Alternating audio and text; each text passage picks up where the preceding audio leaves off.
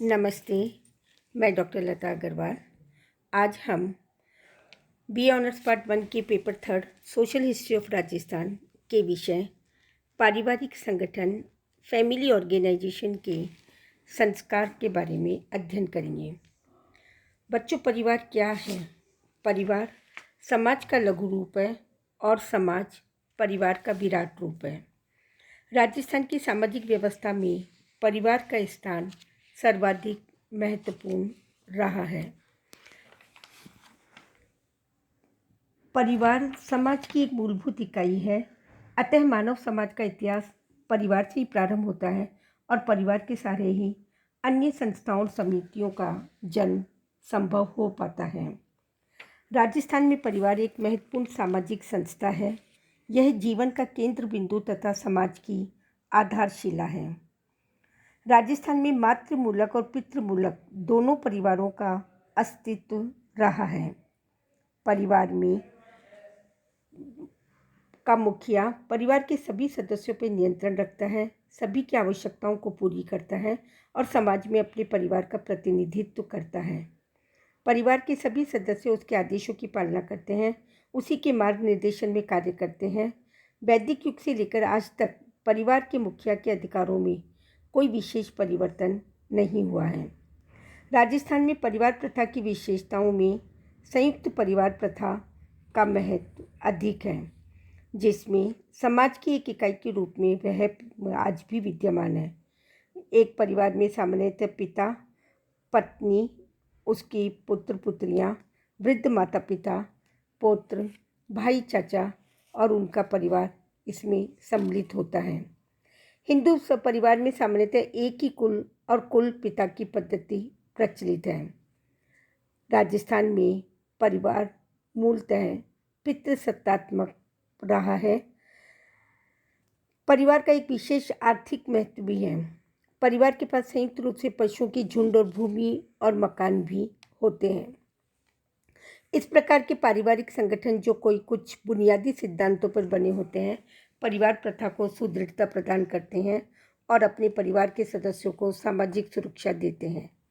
राजस्थान में परिवार प्रथा के लंबे समय तक अस्तित्व में रहने का मुख्य कारण उनका धार्मिक अनुशासन का दृढ़ बंधन था। पारिवारिक जीवन के विशिष्ट लक्षणों में प्रत्येक व्यक्ति के जीवन का विकास के मध्य आने वाली कुछ घटनाएं, जन्म, विवाह, मृत्यु, ये 3 ऐसे शाश्वत इसकी विशेषताएं हैं जिसके आधार पर हम कुछ रीति रिवाज, परंपराएं, प्रथाओं का अनुसरण करते हैं जो संस्कार के नाम से जानी जाती हैं। इन रीति रिवाजों का पालन सभी हिंदू परिवार में या जाति में होता है। संस्कार वह क्रिया है जिसके करने से कोई व्यक्ति कार्य के लिए योग्य होता है।